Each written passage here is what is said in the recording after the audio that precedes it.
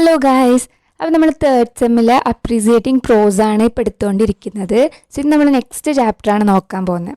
ഇന്ന് നമുക്ക് നോക്കാനുള്ള ചാപ്റ്റർ എന്ന് പറയുന്നത് the first atom bomb by Marcel Junod. Marcel ജൂനോദിൻ്റെ ദ ഫസ്റ്റ് ആറ്റം ബോംബ് എന്നുള്ള ചാപ്റ്ററാണ് നമുക്ക് ഇനി നോക്കാനുള്ളത്. സോ ഇന്ന് നമ്മൾ അതാണ് ഡിസ്കസ് ചെയ്യാൻ പോകുന്നത്. ഓക്കെ, സോ ആദ്യം നമുക്ക് ഈ ഒരു ഓത്തറിനെ പറ്റി നോക്കാം. That is Marcel Junod. Marcel Junod എന്ന് പറയുന്നത് ശരിക്കും ഒരു സ്വിസ് ഡോക്ടറാണ്. ഒരു ഡോക്ടറാണ് ശരിക്കും പറഞ്ഞാൽ. അദ്ദേഹത്തിൻ്റെ ഹ്യൂമാനിറ്റേറിയൻ സർവീസസിൻ്റെ ഒക്കെ ഇതിന് വേണ്ടിയിട്ട് he was A delegate of international committee of red cross.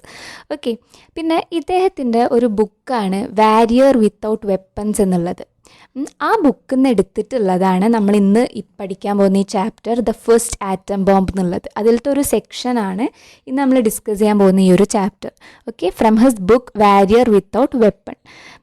പിന്നെ എന്താണെന്ന് വെച്ചാൽ ഈ ഒരു മാർസൽ ജൂനോദ് എന്ന് പറയുന്ന ആൾ he was the first doctor to reach the sites of Hiroshima and Nagasaki. ഹിരോഷിമയിലും നാഗസാക്കിയിലും ആറ്റം ബോംബ് വീണതിന് ശേഷം ആദ്യമായിട്ട് ആ സൈറ്റിൽ പോയ ഡോക്ടർ എന്ന് പറയുന്നത് ഈ മാർസൽ ജൂനോദാണ്.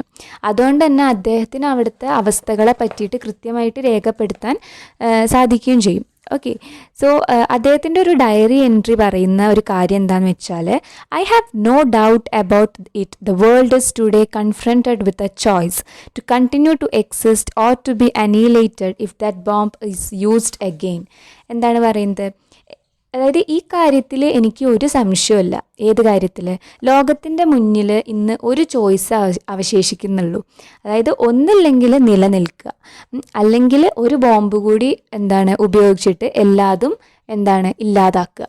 ഇങ്ങനെ ഒരൊറ്റ ചോയ്സ് ഇന്ന് ലോകത്തിൻ്റെ മുന്നിലുള്ളൂ എന്നാണ് അദ്ദേഹത്തിൻ്റെ ആ ഒരു ഡയറി എൻട്രിയിൽ അദ്ദേഹം പറഞ്ഞത്. ഓക്കെ, സോ നമ്മൾ ഈ പഠിക്കാൻ പോകുന്ന this chapter the first atom bomb taken from his book warrior without weapon. ഈ ഒരു സംഭവം എന്ന് പറയുന്നത് ഫസ്റ്റ് ആറ്റം ബോംബ് എന്ന് പറയുന്നത് ഈ ഹിരോഷിമയിൽ ആദ്യമായിട്ട് ന്യൂക്ലിയർ ബോംബ് ഇട്ടപ്പോൾ അവിടെ ഉണ്ടായിട്ടുണ്ടായിരുന്ന ആ ഒരു സംഭവങ്ങളുടെ ഫസ്റ്റ് ഹാൻഡ് അക്കൗണ്ട്, അതിൻ്റെ ഒരു ഡീറ്റെയിൽഡ് ആയിട്ടുള്ളൊരു കാര്യങ്ങൾ നമുക്ക് പറഞ്ഞു തരുന്ന ഒരു ചാപ്റ്ററാണ് ദ ഫസ്റ്റ് ആറ്റം ബോംബ് എന്ന് പറയുന്നത്. സോ അന്ന് ആ ബോംബ് ഇട്ടതിന് ശേഷം അവിടുത്തെ 90% ഓഫ് ദ പോപ്പുലേഷനെയാണ് അവിടെ ഉള്ള അത്രയും പെർസെൻറ്റേജ് ആളുകളെയാണ് അവിടെ കൊന്നത്. 80%, അതായത് 80,000ഓളം ആളുകളെ അപ്പം തന്നെ കൊന്നു. ബാക്കിയുള്ളവർ കമ്മിങ് ജനറേഷൻസ്, ഒരുപാട് ജനറേഷൻസ് വരെ നിലനിൽക്കുന്ന അത്രയും റേഡിയേഷൻ്റെ എഫക്ട്സ് വെച്ചിട്ട് സഫർ ചെയ്തുകൊണ്ടിരിക്കുകയാണ് ഇന്നും. ആ ഒരു ഈ ഹിരോഷിമയിൽ അവരിട്ട ന്യൂക്ലിയർ ബോംബിൻ്റെ പേര് അവർ കൊടുത്തിരുന്നത് ദ ലിറ്റിൽ ബോയ് എന്നായിരുന്നു. Little boy. ആ ലിറ്റിൽ ബോയ് എന്നുള്ള ബോംബാണ് ഇത്രയും വലിയൊരു ദുരന്തം അവിടെ ഉണ്ടാക്കിയിട്ടുള്ളത്. സോ US അവരുടെ ഒരു പ്രൊജക്റ്റിൻ്റെ പേരാണ് മൻഹാറ്റൻ പ്രൊജക്റ്റ്. മൻഹാറ്റൻ പ്രൊജക്റ്റിൻ്റെ കീഴിലാണ് ഈ ഒരു nuclear bomb the little boy ഉണ്ടാക്കിയിട്ടുള്ളത്. ആൻഡ് അവർ അത് ടെസ്റ്റ് ചെയ്യാൻ വേണ്ടി തിരഞ്ഞെടുത്ത സ്ഥലം എന്ന് പറയുന്നത് നമ്മുടെ ഹിരോഷിമ ആയിപ്പോയി. പിന്നെ ഈ അന്നത്തെ പ്രസിഡൻ്റ് ആയിട്ടുണ്ടായിരുന്ന ട്രൂമാൻ, അദ്ദേഹം ബിലീവ് ചെയ്തിരുന്നത് എന്താണ്? ഈ ഒരു ബോംബ് കാരണം അവിടെ ഉണ്ടായിരുന്ന വാറിനൊക്കെ ഒരു എൻഡ് വരും, അങ്ങനെ വേൾഡിൽ വെച്ചിട്ടുള്ള ഡോമിനൻ്റ് പവറായിട്ട് US മാറും. അങ്ങനെയാണ് അന്നത്തെ പ്രസിഡൻറ്റ് ട്രൂമാൻ വിചാരിച്ചിരുന്നത്. സോ അങ്ങനെ അവരുടെ ഫസ്റ്റ് ടാർജറ്റ്, ബോംബ് ഇടാനുള്ള ആദ്യത്തെ ടാർജറ്റായിട്ട് അവർ ഹിരോഷിമ സെലക്ട് ചെയ്തു. അങ്ങനെ 9,000 പൗണ്ട് യുറാനിയത്തിൻ്റെ 235 ബോംബ്, യുറാനിയം 235ൻ്റെ 9,000 പൗണ്ട് വെയിറ്റ് വരുന്ന ബോംബ് എന്ത് ചെയ്തു? ഒരു പാരച്യൂട്ടിൽ ഒരു മോർണിംഗ് 8:15 ആയപ്പോൾ ഹിരോഷിമയിൽ ഡ്രോപ്പ് ചെയ്തു. ആൻഡ് ഹിരോഷിമയിൽ വെച്ചിട്ട് അത് എക്സ്പ്ലോഡ് ചെയ്യാണ് ചെയ്യുന്നത്. എന്നിട്ടും ജപ്പാൻ സറണ്ടർ ചെയ്യാൻ റെഡി ആവാതിരുന്നപ്പോൾ എന്താ അവർ ചെയ്തതെന്ന് വെച്ചാൽ വേറൊരു ബോംബ്, അതിൻ്റെ പേര് ഫാറ്റ് മാൻ എന്നായിരുന്നു. ആ ഫാറ്റ് മാൻ എന്നുള്ള ബോംബ് അവർ നാഗസാക്കിയിലും ഇട്ടു ഒരു 2-3 ദിവസത്തിൻ്റെ ഗ്യാപ്പിൽ. അതും കൂടി കഴിഞ്ഞപ്പോൾ എന്താ ചെയ്തത്? ജപ്പാൻ ഇമ്മീഡിയറ്റ്ലി സറണ്ടർ ചെയ്യാണ് ചെയ്തത്.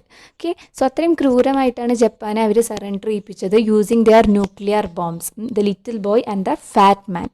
ഹിരോഷിമയിൽ ഇട്ടത് ലിറ്റിൽ ബോയ് എന്നുള്ള ബോംബും നാഗസാക്കിയിൽ ഇട്ടത് ഫാറ്റ് മാൻ എന്നുള്ള ബോംബുമായിരുന്നു. ഓക്കെ. സോ ആ ഒരു കാര്യത്തിൽ അതിനെ പറ്റിയിട്ടുള്ളൊരു ഫസ്റ്റ് ഹാൻഡ് അക്കൗണ്ട് തരുന്ന ഒരു ചാപ്റ്ററാണ് ഈ ദ ഫസ്റ്റ് ആറ്റം ബോംബ് എന്നുള്ളത് ബൈ മാർസൽ ജുനോദിൻ്റെ വാരിയർ വിത്തൗട്ട് വെപ്പൺ ആ ഒരു ബുക്കിൽ നിന്ന് എടുത്തിട്ടുള്ളൊരു ചെറിയൊരു സെക്ഷനാണ് ഈ ഫസ്റ്റ് ആറ്റം ബോംബ് എന്നുള്ള ചാപ്റ്റർ. ഓക്കെ. സോ നമുക്കിനി നേരെ ഈ ഒരു ചാപ്റ്ററിലോട്ട് കിടക്കാം. സോ ബിഫോർ ഗെറ്റിംഗ് സ്റ്റാർട്ടഡ്, ആരെങ്കിലും നമ്മുടെ ചാനൽ ഫസ്റ്റ് ടൈമാണ് കാണുന്നതെന്നുണ്ടെങ്കിൽ നമ്മൾ കാലിക്കറ്റ് യൂണിവേഴ്സിറ്റി ഡിഗ്രി ക്ലാസ്സസ് ആണ് ഡീൽ ചെയ്യുന്നത്. അപ്പോൾ നിങ്ങൾക്ക് യൂസ്ഫുള്ളായി തോന്നുന്നുണ്ടെങ്കിൽ എല്ലാവർക്കും ഷെയർ ചെയ്യുക, സപ്പോർട്ട് ചെയ്യുക, സബ്സ്ക്രൈബ് ചെയ്യുക. ഓക്കെ. അതെനിക്ക് കിട്ടുന്ന ഏറ്റവും വലിയ സപ്പോർട്ടായിരിക്കും. ഓക്കെ. അപ്പോൾ വല്ലാതെ ഡിലേ ചെയ്യാതെ നമുക്ക് നേരെ നമ്മുടെ ചാപ്റ്ററിലോട്ട് കിടക്കാം. So let's get it started. Okay. So നമ്മുടെ ചാപ്റ്റർ സ്റ്റാർട്ട് ചെയ്യുന്നത് തന്നെ എന്ത് പറഞ്ഞിട്ടാന്ന് വെച്ചാൽ, ഇപ്പോൾ നാഗസാക്കിയിലും ഹിരോഷിമയിലും ബോംബ് ഇട്ടതിന് ശേഷം 3 വീക്ക് കഴിഞ്ഞു, 3 ആഴ്ച കഴിഞ്ഞു. പക്ഷെ ഇപ്പോഴും അവിടെ എന്താണ്, ആ 2 പട്ടണങ്ങളിൽ എന്താണ് സംഭവിച്ചത്, അവിടെ എത്ര പേര് മരിച്ചു, ഇതിനെ പറ്റിയിട്ടൊന്നും ഞങ്ങൾക്ക് മീൻസ് ഇത് മാർസൽ ജുനോദിൻ്റെ തന്നെ ഒരു റൈറ്റിംഗ് ആണ്. സോ അദ്ദേഹം പറയുകയാണ്, ഞങ്ങൾക്ക് അതിനെ പറ്റിയിട്ട് യാതൊരു വിവരവും ഇതുവരെ ലഭിച്ചിട്ടില്ല. അമേരിക്കൻ വയർലെസ് എന്ത് ചെയ്യുന്നുണ്ട്, ബ്രോഡ്കാസ്റ്റ് ചെയ്യുന്നുണ്ട് ഈ ബോംബ് ഇടാൻ വേണ്ടിയിട്ട് അവർ നടത്തിയിട്ടുള്ള പ്രിപ്പറേഷൻസ്, അതുമാതിരി തന്നെ ആ ബോംബിൻ്റെ ഗ്രേറ്റ് പവറിനെ പറ്റിയിട്ട്, എക്സ്ട്രോഡിനറി പവറിനെ പറ്റിയിട്ട്, ഇതിനെ പറ്റിയിട്ടൊക്കെ അവർ ന്യൂസ് കൊടുക്കുന്നുണ്ട്. പക്ഷേ അതിൻ്റെ ആ ഒരു എഫക്റ്റ് എത്രത്തോളമാണ് ഉണ്ടായിട്ടുള്ളത്, അല്ലെങ്കിൽ ആ ഹിരോഷിമ നാഗസാക്കിയിൽ എന്തൊക്കെ സംഭവിച്ചു, അതിനെ പറ്റിയിട്ടുള്ള ന്യൂസൊന്നും ഇതുവരെ ഞങ്ങൾക്ക് ലഭിച്ചിട്ടില്ല എന്ന് അദ്ദേഹം പറയുകയാണ്. ഓക്കെ. സോ ഇവർക്ക് അറിയാൻ പറ്റാവുന്ന കാര്യം ഒറ്റൊരു കാര്യം മാത്രമായിരുന്നു. അതെന്താണെന്ന് വെച്ചാൽ, ഈ ഒരു ബോംബ് ഇട്ട് കഴിഞ്ഞാൽ, ബോംബ് അവിടെ എക്സ്പ്ലോഡ് ചെയ്ത് കഴിഞ്ഞാൽ 70 ഇയേഴ്സ് 70 വർഷത്തോളം അതിൻ്റെ റേഡിയോ ആക്ടിവിറ്റി അവിടെ നിലനിൽക്കും. അത് എന്താണ്, അതിനെ മറികടന്നിട്ട് ഒരു ജീവജാലങ്ങൾക്കും അവിടെ നിലനിൽക്കാൻ കഴിയില്ല.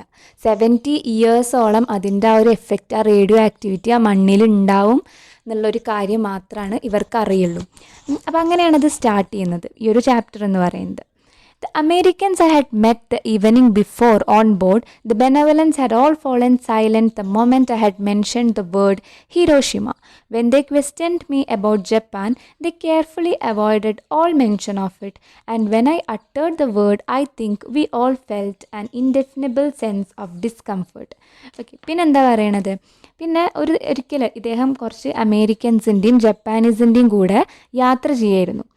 സോ ആ ടൈമിൽ ഇദ്ദേഹം ഹിരോഷിമ എന്നുള്ളൊരു ആ വാക്ക് ഒന്ന് പറഞ്ഞു പോയി. സോ ഹിരോഷിമ എന്ന് കേട്ടപ്പോൾ തന്നെ തൻ്റെ കൂടെ ഉണ്ടായിരുന്ന അമേരിക്കക്കാരും അതുപോലെ തന്നെ ജപ്പാൻകാരും ഒക്കെ നിശബ്ദരായി എന്ന് അദ്ദേഹം പറയുകയാണ്. പിന്നെ എന്താ ഉണ്ടായെന്ന് വെച്ചാൽ, ഹിരോഷിമയിൽ ജീവിച്ചിരുന്ന ആളുകളൊക്കെ എന്താണ് ഈ അവിടെ ഉണ്ടായ ദുരന്തങ്ങളെ കുറിച്ചിട്ട്, സോ ഹിരോഷിമയിൽ ഈ ബോംബ് എക്സ്പ്ലോഡ് ചെയ്യുന്ന ടൈമിൽ അവിടെ ജീവിച്ചിരുന്ന ആളുകൾക്കുണ്ടായ ദുരന്തത്തെ പറ്റിയിട്ട് ജപ്പാനിൽ കുറച്ച് റിപ്പോർട്ട്സൊക്കെ പ്രചരിച്ചിരുന്നു ആ ഒരു ടൈമിൽ. പിന്നെ അതുമാതിരി തന്നെ അവിടുന്ന് ഹിരോഷിമയിൽ നിന്ന് ഓടി രക്ഷപ്പെട്ടു പോയ ചിലരുണ്ടായിരുന്നു, അവരുടെ വകയും കുറച്ച് വിവരണങ്ങൾ, അവിടെ എന്താ സംഭവിച്ചത് എന്നുള്ളതിൻ്റെ ഒരു ഡിസ്ക്രിപ്ഷൻ കൂടി ലഭിച്ചിരുന്നു. അപ്പോൾ ഭയങ്കര പീസ്ഫുള്ളായിട്ട് നിന്നിരുന്ന ഒരു സ്കൈ, അതായത് സമാധാനത്തോടെ നിന്നിരുന്ന ഒരു ആകാശത്ത് നിന്ന് പെട്ടെന്ന് എന്താ ഉണ്ടായത്, പെട്ടെന്ന് ഒരു നമ്മുടെയൊക്കെ കണ്ണ് പൊട്ടിക്കുന്ന വിധത്തിലുള്ളൊരു പ്രകാശം, ഒരു ലൈറ്റ് വരികയാണ് ചെയ്യുന്നത്. സോ അവർ നെറേറ്റ് ചെയ്യണം അന്നത്തെ ആ ഒരു ഇൻസിഡൻറ്റ് പറയുകയാണ്. അതായത് ഭയങ്കര കാം ആൻഡ് ക്വയറ്റ് ആയിരുന്ന ഒരു സ്കൈ ആയിരുന്നു. പെട്ടെന്ന് ഒരു വിത്തിൻ സെക്കൻഡ്സ് എല്ലാവരുടെയും കണ്ണ് പൊട്ടിക്കുന്ന വിധത്തിലുള്ളൊരു ലൈറ്റ് അവിടെ നിന്ന് ആകാശത്തുനിന്ന് പുറപ്പെടുകയാണ് ചെയ്തത്. പിന്നെ അവിടെ സംഭവിച്ചത് എന്താണെന്ന് വെച്ചാൽ, ഒരു എർത്ത് ക്വേക്ക്, ഒരു ഭൂകമ്പത്തേക്കാൾ വലിയ ഒരു അത്രയും ഭയാനകമായിട്ടുള്ളൊരു സംഭവമാണ് പിന്നീട് അവിടെ നടന്നത്. അവിടെ ഒരു കൊടുങ്കാറ്റ് അടിക്കുകയും അതിൻ്റെ പുറകിലൂടെ എന്താ സംഭവിച്ചത്, ഒരു അഗ്നിഗോളം കത്തി ഇങ്ങോട്ട് പടരുകയും ചെയ്തു. സോ അങ്ങനെയാണ് അവരതിനെ നരേറ്റ് ചെയ്യുന്നത്. ഭയങ്കര കാമായിരുന്ന ഒരു സിറ്റുവേഷനിലാണ് പെട്ടെന്ന് ഭയങ്കര ഒരു വെളിച്ചം, ഒരു പ്രകാശം ആകാശത്തുനിന്ന് വരികയാണ്. അതിൻ്റെ കൂടെ ഭയങ്കരമായിട്ടുള്ള കൊടുങ്കാറ്റടിക്കുന്നു. അതിൻ്റെ തൊട്ട് പുറകിലായിട്ട് ഫയർ, അഗ്നി ആകെ കത്തി പടരുന്ന ഒരു ദൃശ്യം. It was more fearful than an earth quake. ഒരു എർത്ത് ക്വേക്കിനെക്കാട്ടിലും അധികം ഒരു ഭയാനകമായിട്ടുള്ളൊരു സിറ്റുവേഷൻ ആയിരുന്നു അതെന്ന് അവർ പറയുകയാണ് ചെയ്തിട്ടുള്ളത്. ആൻഡ് അതിനെക്കാട്ടും ഒരു നമുക്ക് ചിന്തിക്കാൻ കഴിയാത്തൊരു കാര്യം എന്താണെന്ന് വെച്ചാൽ, ആ ഒരു ദുരന്തത്തിൽ എത്ര പേര് മരിച്ചു എന്നുള്ള കാര്യം ആർക്കും അറിയില്ല. ചിലർ പറയുന്നുണ്ട് 50,000, ചിലർ പറയുന്നുണ്ട് 2 ലക്ഷം ആളുകൾ മരിച്ചിട്ടുണ്ട് എന്ന്. അതിനേക്കാൾ അധികം ആളുകൾക്ക് മുറിവേറ്റിട്ടുണ്ട്, വൂണ്ടഡാണ്. പിന്നെ അവിടുന്ന് രക്ഷപ്പെട്ട ആളുകളിൽ എന്താണ്, ഇതുവരെ കാണാത്ത അല്ലെങ്കിൽ വിവരിക്കാൻ പറ്റാത്ത ഓരോ ലക്ഷണങ്ങൾ കാണിച്ചും കൊണ്ട് അവർ മരിച്ചു വീണുകൊണ്ടിരിക്കുകയാണ്. ഇതാണ് ഇപ്പോഴത്തെ അവിടുത്തെ സിറ്റുവേഷൻ എന്ന് പറയുന്നത്. ഒരുപാട് പേര് മരിച്ചു, അതിനെക്കാട്ടിലധികം പേർക്ക് മുറിവേറ്റിട്ടുണ്ട്. പല ആളുകളും പെട്ടെന്ന് ഇതുവരെ കാണാത്ത ഓരോ സിംറ്റംസ്, ഓരോ ലക്ഷണങ്ങൾ കാട്ടി മരിച്ചു വീഴാണ്. സോ ഇതാണ് അവിടെ ഉണ്ടാവുന്ന ആ ഒരു അവസ്ഥ എന്ന് പറയുന്നത്. ഓക്കെ, അങ്ങനെ സെപ്റ്റംബർ 2 ഇദ്ദേഹത്തിന്, ഈ നമ്മുടെ മാർസൽ ജുനോദിന് ഒരു ടെലഗ്രാം ലഭിക്കുകയാണ്. സോ ടെലഗ്രാം ലഭിച്ചപ്പോൾ ആ ടെലഗ്രാമിൽ എന്താ പറയുന്നത് എന്ന് വെച്ചാൽ ഭയങ്കരമായ പേടിപ്പെടുത്തുന്ന ഒരു അവസ്ഥയാണ്. ടൗണിൻ്റെ 90% ആകെ നശിച്ചു കഴിഞ്ഞു. പിന്നെ എല്ലാ ഹോസ്പിറ്റൽസും ആ ടൗണിലുള്ള എല്ലാ ഹോസ്പിറ്റൽസും നശിച്ചു, അല്ലെങ്കിൽ അവിടുത്തെ എല്ലാ ഹോസ്പിറ്റലിലെ സൗകര്യങ്ങളെല്ലാതും നശിച്ചു. അത്രയും നാശനഷ്ടങ്ങളാണ് ഇവിടെ സംഭവിച്ചിട്ടുള്ളത്. പിന്നെ ബോംബിൻ്റെ ശരിക്കുള്ള ഒരു എഫക്റ്റ് മനസ്സിലാകാൻ കഴിയുന്നില്ല. ആദ്യം ഒരുവിധം അതിന്ന് രക്ഷപ്പെട്ടു എന്ന് കരുതി, അതിന്ന് ഭേദമായി എന്ന് കരുതിയവരൊക്കെ പെട്ടെന്ന് മരിക്കുകയാണ് ചെയ്യുന്നത്. സോ അവരുടെ രക്തത്തിലുള്ള വെള്ള രക്താണുക്കൾ, അതായത് വൈറ്റ് ബ്ലഡ് സെൽസ് ഒക്കെ നശിച്ചു പോവുകയും ശരീരത്തിൻ്റെ ഉള്ളിൽ ഇന്നർ ഇഞ്ചുറീസ്, ശരീരത്തിൻ്റെ ഉള്ളിൽ പലതരം മുറിവുകൾ ഉണ്ടാവും ചെയ്യുകയാണെന്ന് പറയുന്നുണ്ട്. പിന്നെ മരണങ്ങൾ കണ്ടിന്യൂ ചെയ്തുകൊണ്ടേ ഇരിക്കുകയാണ്, ആളുകൾ മരിച്ചു വീണുകൊണ്ടേ ഇരിക്കുകയാണ്. പിന്നെ ലക്ഷക്കണക്കിന് ആളുകൾ ഇപ്പോൾ ഹോസ്പിറ്റലിലുണ്ട്. ഹോസ്പിറ്റലിലാണെങ്കിൽ എന്താണ്, അവിടെയും ഡിസ്ട്രക്ഷൻ സംഭവിച്ചുകൊണ്ടിരിക്കുകയാണ്.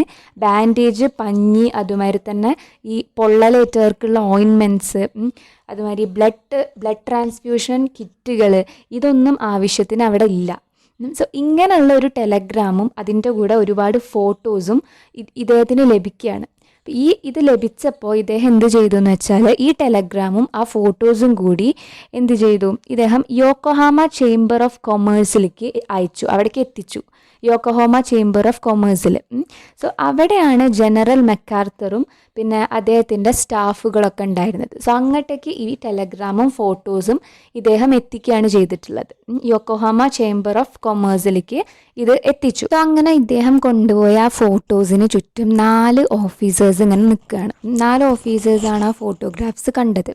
ആരൊക്കെയെന്ന് വെച്ചാൽ ഒന്ന് ജനറൽ ഫിച്ച്, പിന്നെ ഒന്ന് colonel Marcus, colonel Webster and colonel Sams. Okay, so ഈ 4 ഓഫീസേഴ്സും ഇദ്ദേഹം നിരത്തിയ ആ ഫോട്ടോഗ്രാഫ്സ് കണ്ടിട്ട് ഇങ്ങനെ നിൽക്കുകയാണ്.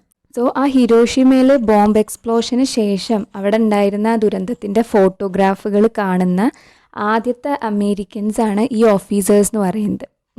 സോ അത് കണ്ടപ്പോൾ, ആ കത്തിക്കരിഞ്ഞിട്ടുള്ള ശവശരീരങ്ങളുടെയൊക്കെ ചിത്രങ്ങൾ കണ്ടപ്പോൾ ഈ ഓഫീസേഴ്സിൻ്റെ ഒക്കെ മുഖം എന്താണ്, ആകെ മാറുകയാണ്. അവരാകെ ഫ്രീസായി. ആ ഒരു അത്രയും പേടിപ്പെടുത്തുന്ന ഫോട്ടോസായിരുന്നു അത്. സോ അത് കണ്ടപ്പോൾ അവരുടെയൊക്കെ മുഖം ആകെ അവരുടെ faces they were grave and attentive. So അങ്ങനെ ആയിപ്പോയി അത് അവരുടെയൊക്കെ മുഖം എന്ന് പറയുന്നത്. സോ അത് നോക്കി അങ്ങനെ ഇരുന്നതിന് ശേഷം ജനറൽ ഫിച്ച് ഇദ്ദേഹത്തിനോട് ചോദിക്കും, what do you want us to do? So ഞങ്ങൾ എന്ത് ചെയ്യണം എന്നാണ് താങ്കൾ പറയുന്നത് എന്ന് ചോദിക്കും. I suggested that a rescue expedition must be sent. General Fitch told General Sams that it was his department's duty. അപ്പോൾ എന്താണ് ഞങ്ങൾ ചെയ്യേണ്ടതെന്ന് ചോദിച്ചപ്പോൾ ഇദ്ദേഹം പറയും, ഈ ടെലഗ്രാം കണ്ടപ്പോൾ തന്നെ നിങ്ങൾക്ക് മനസ്സിലായില്ലേ, അവിടെ ലക്ഷക്കണക്കിന് ആളുകൾ, വൂണ്ടഡ് പീപ്പിൾ, മുറിവേറ്റ ആളുകൾക്ക് പ്രോപ്പർ മെഡിസിൻ, ബാൻഡേജ് ഒന്നുമില്ല അവിടെ. അതിന് പറ്റിയിട്ടുള്ള ഒരു സിറ്റുവേഷനും ഇപ്പം ഇല്ല. സോ നമ്മൾ അവരെ ഹെൽപ്പ് ചെയ്യണം, നമുക്കൊരു റെസ്ക്യൂ എക്സ്പെഡീഷൻ നടത്തണം, അവരെ റെസ്ക്യൂ ചെയ്യണം എന്ന് പറയുകയാണ് ഇദ്ദേഹം. ഓക്കെ, സോ ആ ടൈമിൽ ഈ ഫിച്ച് കേണൽ സാംസിന് നേരെ തിരിയാണ്. അപ്പോൾ സാംസിൻ്റെ അടുത്ത് പറയും, ഇത് നിങ്ങളുടെ ഡിപ്പാർട്ട്മെൻറ്റിൻ്റെ ഡ്യൂട്ടിയാണെന്ന് പറയും. ഓക്കെ, സോ ജനറൽ സാംസ് ആയിരുന്നു അവിടുത്തെ സിവിൽ പോപ്പുലേഷൻ്റെ ഒക്കെ കാര്യങ്ങൾ നോക്കണതിൻ്റെ ചാർജുള്ള ആൾ. സോ അത് നിങ്ങളുടെ ഡിപ്പാർട്ട്മെൻറ്റിൻ്റെ ഡ്യൂട്ടിയാണെന്ന് ജനറൽ ഫിച്ച് കേണൽ സാംസിനോട് പറയും. ഈ COLONEL കൊളോണൽ എന്നല്ല കേട്ടോ വായിക്കുക, കേണൽ എന്നാണ് വായിക്കുക. സോ അത് കേണൽ സാംസ് അവരുടെ ഡിപ്പാർട്ട്മെൻറ്റിൻ്റെ ഡ്യൂട്ടിയാണെന്ന് ഈ ജനറൽ ഫിച്ച് പറയും. സോ അങ്ങനെ ഇരിക്കുമ്പോൾ എല്ലാവരും അത് അക്സെപ്റ്റ് ചെയ്യണം, ശരിയാണ്, അത് കേണൽ സാംസിൻ്റെ ഡിപ്പാർട്ട്മെൻറ്റിൻ്റെ ഡ്യൂട്ടിയാണെന്ന് പറയുകയാണ്. അപ്പോൾ അതൊന്ന് ഇപ്പോൾ ഈ 4 ഓഫീസേഴ്സിൽ നിന്ന് ഒരാൾ അടുത്ത ആ ഫോട്ടോസും ടെലഗ്രാമും എടുത്തതിന് ശേഷം ഇയാളോട് പറയും, ഇതെനിക്ക് തരൂ, എനിക്കിത് ജനറൽ മാക് അർദറിന് കാട്ടി കൊടുക്കണം, ഇപ്പോൾ നിങ്ങൾ പോയിക്കോളൂ, ഞാൻ വിളിപ്പിക്കാം എന്ന് പറഞ്ഞിട്ട് നമ്മുടെ ഈ ഓദറിനെ പറഞ്ഞു വിടുകയാണ്.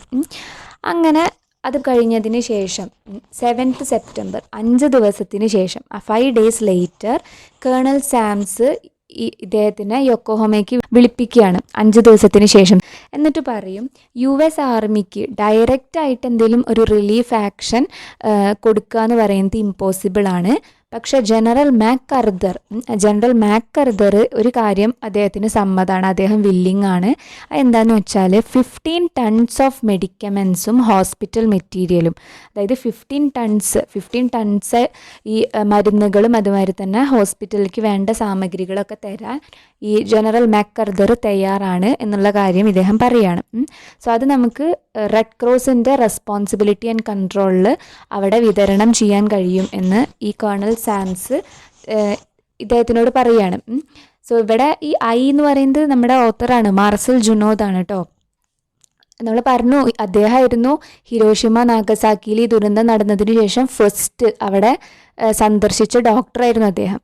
ഓക്കെ, സോ നമ്മുടെ കേണൽ സാംസ് മാർസൽ ജുനോദിനോട് പറയുകയാണ്, മാക് അർദർ ഇതിങ്ങനെ ഒരു കാര്യം സമ്മതിച്ചിട്ടുണ്ട്, അദ്ദേഹത്തിൻ്റെ കീഴിൽ 15 tons ഓഫ് മെഡിക്കമെൻറ്റ്സ് അവിടെ എത്തിക്കാൻ തീരുമാനിച്ചിട്ടുണ്ട്. അതുമാത്രമല്ല, ഹിരോഷിമയിൽ എന്താണ് നടന്നത് എന്നറിയാൻ വേണ്ടിയിട്ട് ഇവിടെ നിന്നൊരു കമ്മീഷൻ നാളെ അങ്ങോട്ട് പോകുന്നുണ്ട്, അപ്പോൾ താങ്കളും കൂടെ വരണം എന്നും മാർസൽ ജുനോദിൻ്റെ അടുത്തും കൂടെ വരണം എന്നും അദ്ദേഹം പറയുകയാണ്. ഓക്കെ, അങ്ങനെ 9th സെപ്റ്റംബറിൽ ഇവിടെ നിന്ന് നമ്മുടെ ഇൻവെസ്റ്റിഗേഷൻ കമ്മീഷൻ മിയാജിമ എന്നുള്ള ഐലൻഡിൽ നിന്ന് പോവുകയാണ്. അങ്ങനെ അവരവിടെ നിന്ന് ഹിരോഷിമ സന്ദർശിക്കാൻ പോവുകയാണ്. സോ ഇവരൊരു കാറിൽ ട്രാവൽ ചെയ്യാണ്. സോ ആ സിറ്റിയിലേക്ക്, ബോംബിട്ട സിറ്റിയിലേക്ക് പോകുമ്പോൾ ഈ കാറിൽ ഇദ്ദേഹം ഇരുന്നത് 2 പേരുടെ നടുക്കാണ്. ഒരാളെന്ന് പറയുന്നത് ഒരു ജപ്പാനീസ് ഇൻ്റർപ്രിറ്റർ ആയിരുന്ന മിസ് ഇറ്റോ ആണ്. പിന്നെ ഒരാൾ ഒരു ജപ്പാനീസ് ജേർണലിസ്റ്റ് ആയിരുന്നു. അദ്ദേഹം 20 വർഷമായിട്ട് യുണൈറ്റഡ് സ്റ്റേറ്റ്സിൽ വർക്ക് ചെയ്യുന്നൊരു ജപ്പാനീസ് ജേർണലിസ്റ്റാണ്. ഓക്കെ, സോ അവരുടെ 2 പേരുടെ ഇടയിലാണ് മാർസൽ ജുനോദ് ഇരിക്കുന്നത്. സോ ഈ ഒരു യാത്രയുടെ ഇടയിൽ ഈ 2 പേരും കൂടി ഹിരോഷിമ ഒരിക്കൽ എന്തായിരുന്നു എന്നതിനെ പറ്റിയിട്ട് ഒരു ഇൻഫോർമേഷൻ ഈ മാർസൽ ജുനോദിന് കൊടുക്കുന്നുണ്ട്. അപ്പോൾ ഇത് ഈ മാർസൽ ജുനോദിന് ഭയങ്കര ആവശ്യമുള്ളൊരു കാര്യമായിരുന്നു. എന്നാൽ മാത്രമേ ഇദ്ദേഹത്തിന് കമ്പയർ ചെയ്യാൻ പറ്റുള്ളൂ. ഇന്നലത്തെയും ഇന്നത്തെയും ഹിരോഷിമേനെ കമ്പയർ ചെയ്യാൻ ഇന്നലത്തെ ഹിരോഷിമേനെ പറ്റിയിട്ട് അറിയേണ്ടതും അത്യാവശ്യമായിരുന്നു.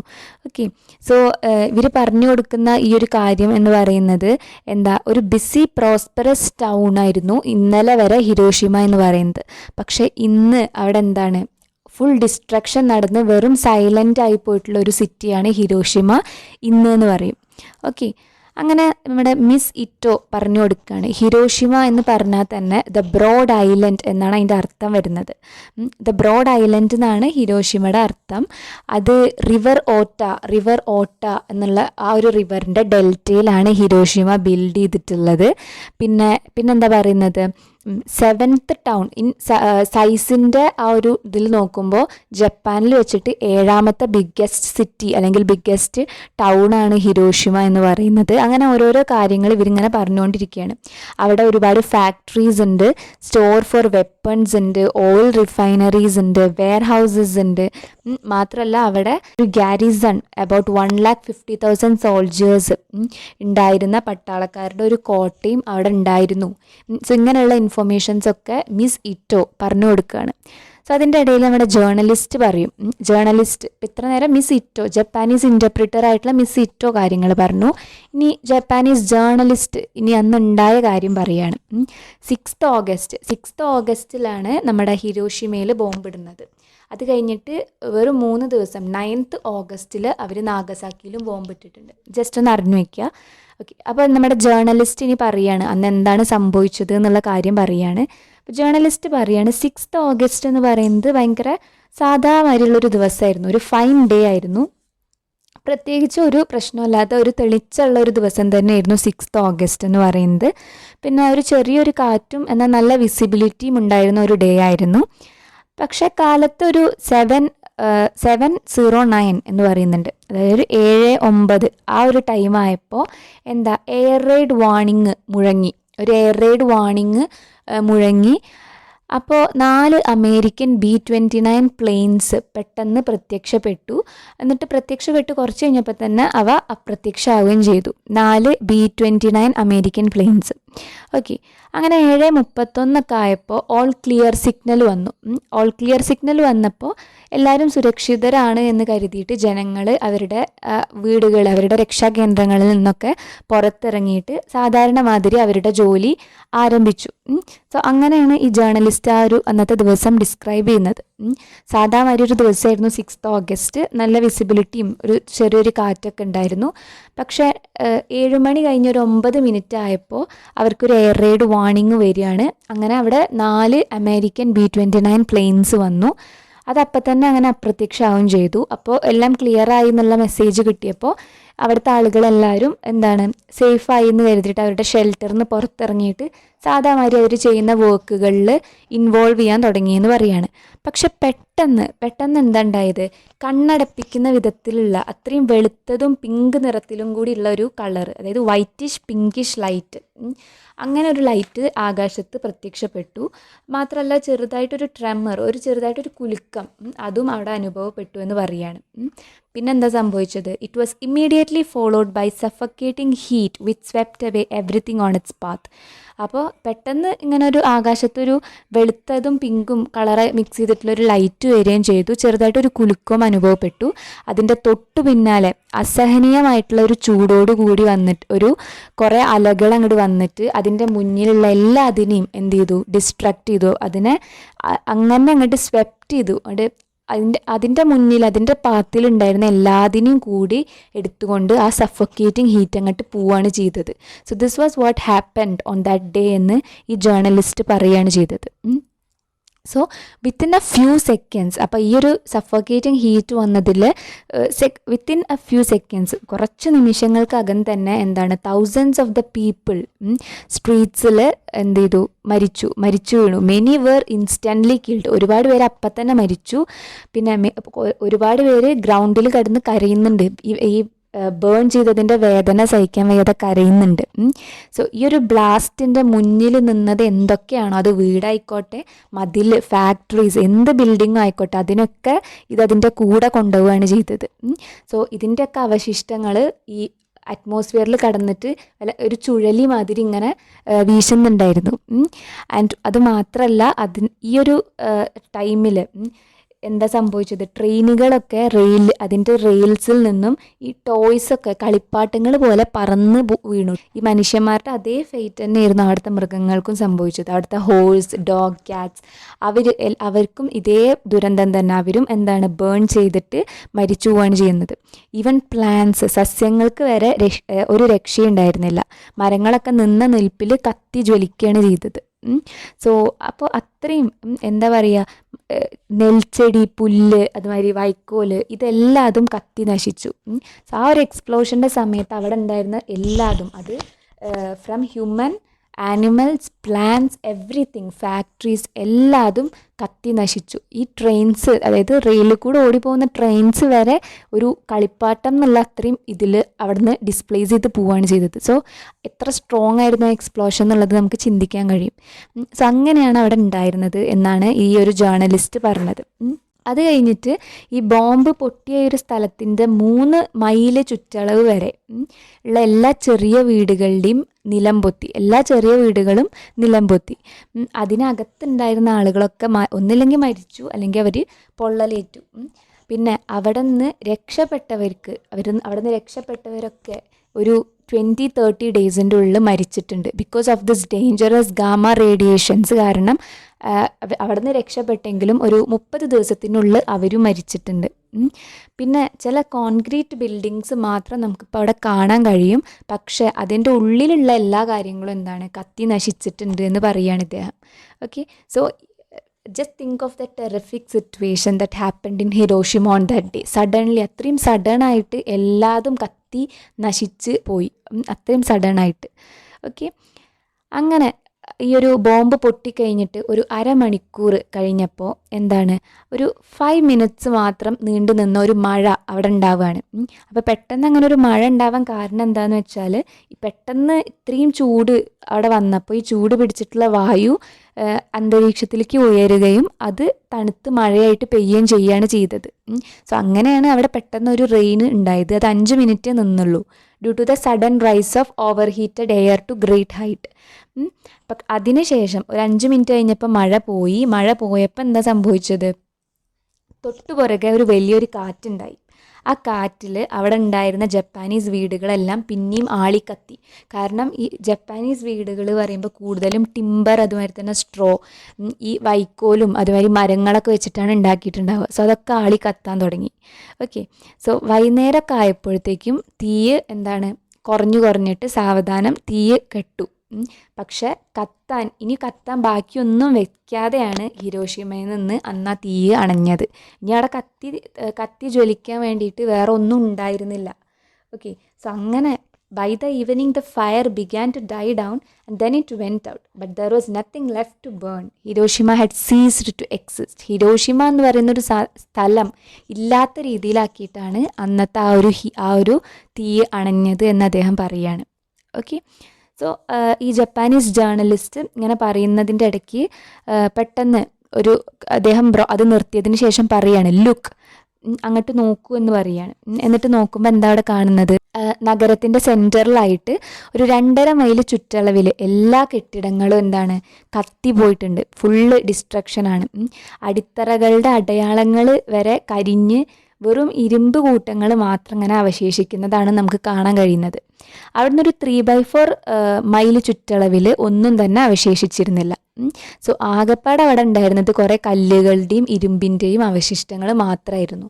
Okay, so centre of the town എന്നൊരു 2.5 മൈൽസ് അപ്പുറത്തേക്ക് എല്ലാ ബിൽഡിങ്സും നഷ്ടപ്പെട്ടിട്ടുണ്ട്. പിന്നെ വെറും അവിടെ നിന്നൊരു 3 ക്വാർട്ടേഴ്സ് കഴിഞ്ഞപ്പോൾ ഒന്നും കാണാനില്ല.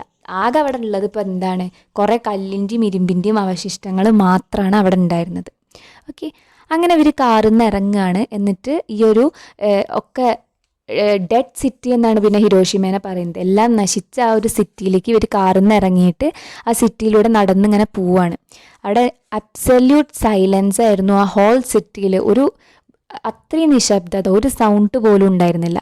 ഒരു സർവൈവറിനെ പോലും നമുക്കവിടെ കാണാൻ കഴിഞ്ഞിട്ടില്ല. ഒരു ബേർഡിനെ കാണാനില്ല, ഒരു ആനിമലിനെ പോലും ആ ഒരു സ്ഥലത്ത് കാണാൻ കഴിഞ്ഞിരുന്നില്ല. സോ അവിടെ ആകെ കണ്ടിരുന്നത് കുറച്ച് ഡിസ്റ്റൻസിലായിട്ട് കുറച്ച് സോൾജേഴ്സ് ഉണ്ടായിരുന്നു. അവർ പാസേജൊക്കെ ക്ലിയർ ചെയ്യാണ് ചെയ്യുന്നത്.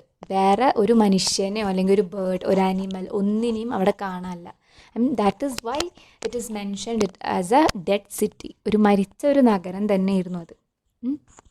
സോ അങ്ങനെ ഇരിക്കുമ്പോഴാണ് പ്രൊഫസർ സുസുക്കി എന്ന് പറയുന്നത് ജപ്പാനിലെ ഒരു ലീഡിങ് സർജൻ ഇൻ ജപ്പാനാണ് പ്രൊഫസർ സുസുക്കി.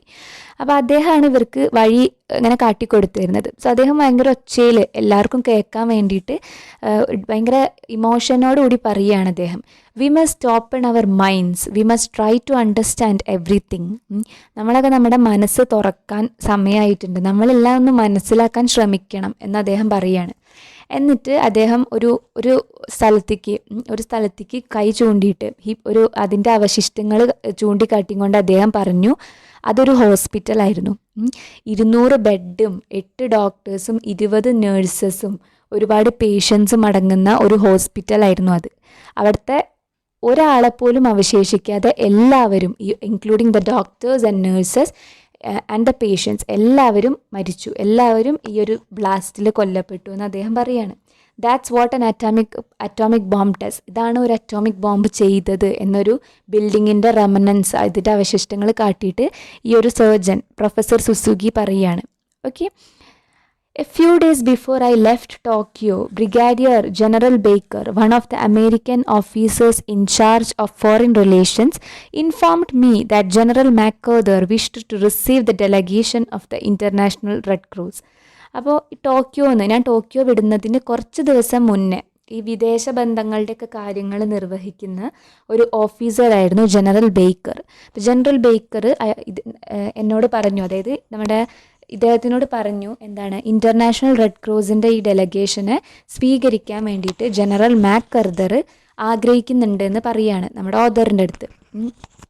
ആരാ പറഞ്ഞത്? General Baker, American officer in charge of foreign relation. അത് അങ്ങനെ ആയിരുന്ന ആ ജനറൽ ബേക്കർ ഇവർ ടോക്കിയോ വിടുന്നതിന് മുന്നേ പറഞ്ഞതാണ് ജനറൽ മെക്കർദറിന് നിങ്ങളെ കാണാൻ ആഗ്രഹിക്കുന്നുണ്ട് എന്നുള്ള കാര്യം. അങ്ങനെ ജനറൽ മാക്കർദർ ഇവരെ അദ്ദേഹത്തിൻ്റെ ഓഫീസിലേക്ക് റിസീവ് ചെയ്യാണ്. ഒരു ബിൽഡിങ്ങിൻ്റെ ടോപ്പ് ഫ്ലോറിലായിരുന്നു ഇദ്ദേഹത്തിൻ്റെ ഓഫീസ് എന്ന് പറയുന്നത്.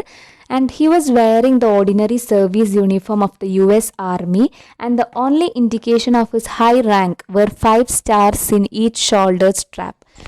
സോ അദ്ദേഹം എന്താണ് സാധാ ഒരു അമേരിക്കൻ ആർമി യൂണിഫോമാണ് അദ്ദേഹം ധരിച്ചിട്ടുണ്ടായിരുന്നത്.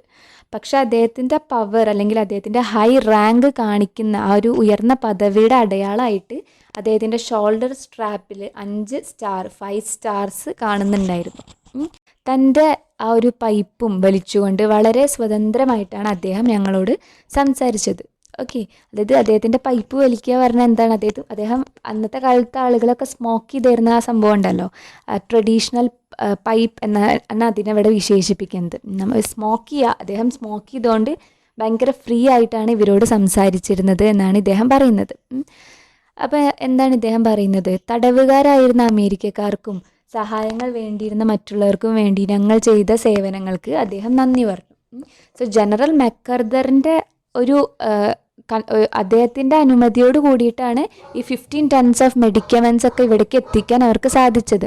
സോ ഇവർ ഈ ചെയ്ത കാര്യങ്ങൾക്ക്, അതായത് ഇവർ ഈ തടവുകാരായിട്ടുണ്ടായിരുന്ന അമേരിക്കക്കാർക്കും മറ്റ് ജീവന് വേണ്ടി ഇതാക്കുന്ന മറ്റുള്ളവർക്കൊക്കെ വേണ്ടി സഹായം ചെയ്തില്ലേ, സോ അതിന് ഇദ്ദേഹം ഇവരോട് നന്ദി പറഞ്ഞു എന്നാണ് ഈ ഓഥർ പറയുന്നത്. ഓക്കെ, പിന്നീട് അദ്ദേഹം വേറൊരു കാര്യം കൂടി പറഞ്ഞു. എന്താ പറയുന്നത്? The supreme value of human life and human blood has been forgotten and human dignity too. Force is not a solution to man's problems. Force on its own is nothing. It never has a last word. Perhaps you find it strange that I, a professional soldier, should say that to you. അപ്പോൾ ഇവർ ചെയ്ത കാര്യങ്ങൾക്കൊക്കെ നന്ദി പറഞ്ഞതിന് ശേഷം പിന്നീട് അദ്ദേഹം പറഞ്ഞ കാര്യം എന്താണെന്ന് വെച്ചാൽ, ഈ മനുഷ്യ ജീവിതത്തിൻ്റെയും അതുമാതിരി തന്നെ മനുഷ്യൻ്റെ ചോരയുടെയും അന്തസ്സിൻ്റെയൊക്കെ വില ഇന്ന് നമ്മളൊക്കെ മറന്നു പോയിക്കൊണ്ടിരിക്കുകയാണ്.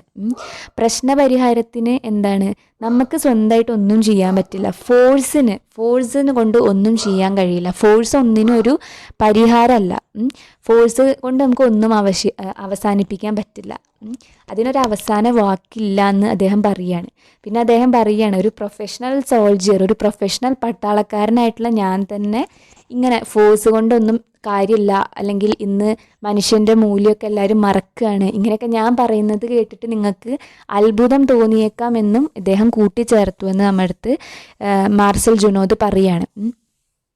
എന്നിട്ട് ഈ ജനറൽ മെക്കാർദർ എന്ന് പറയുമ്പോൾ എന്താണ്, അദ്ദേഹമായിരുന്നു പസഫിക്കിലെ വിക്ടറിയിലെ ചീഫ് ആർക്കിടെക്റ്റ് എന്ന് പറയുന്നത്. He did not conceal his opinion that peace still lay far ahead in the future. Even with our present weapons, he went on, not including those still to be developed, a new war would leave nothing behind worthy of mention. So പസഫിക്കിലെ വിജയത്തിലെ പ്രധാന ശില്പി കൂടിയായിരുന്നു ഈ general മെക്കാർദർ എന്ന് പറഞ്ഞത്. പക്ഷെ അദ്ദേഹത്തിൻ്റെ ഒപ്പീനിയൻ ഒന്നും ഒളിപ്പിച്ച് വെച്ചിട്ടുണ്ടായിരുന്നില്ല.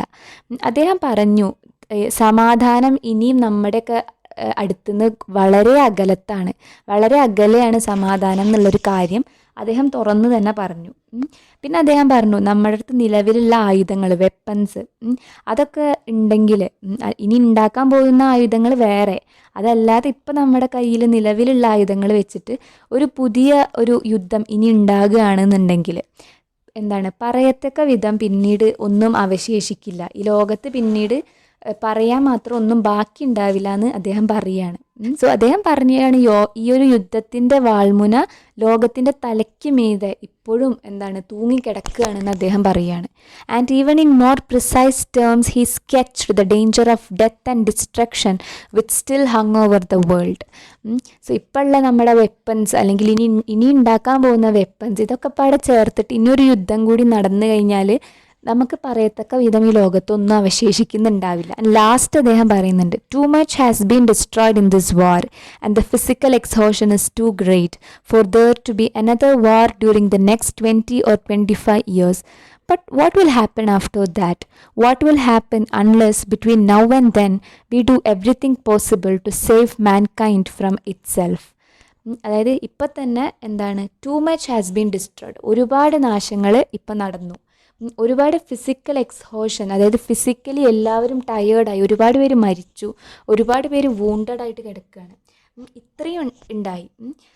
അപ്പോൾ ഇനി പറയുകയാണ്, അടുത്ത ഒരു 20-25 കൊല്ലത്തേക്ക് ചിലപ്പോൾ ഇനി യുദ്ധമൊന്നും ഉണ്ടായില്ല എന്ന് വരാം. കാരണം അത്രയും ഫിസിക്കലി ആൻഡ് എല്ലാം കൊണ്ടും എക്സോസ്റ്റഡ് ആയിട്ടുള്ളൊരവസ്ഥയാണിപ്പോൾ.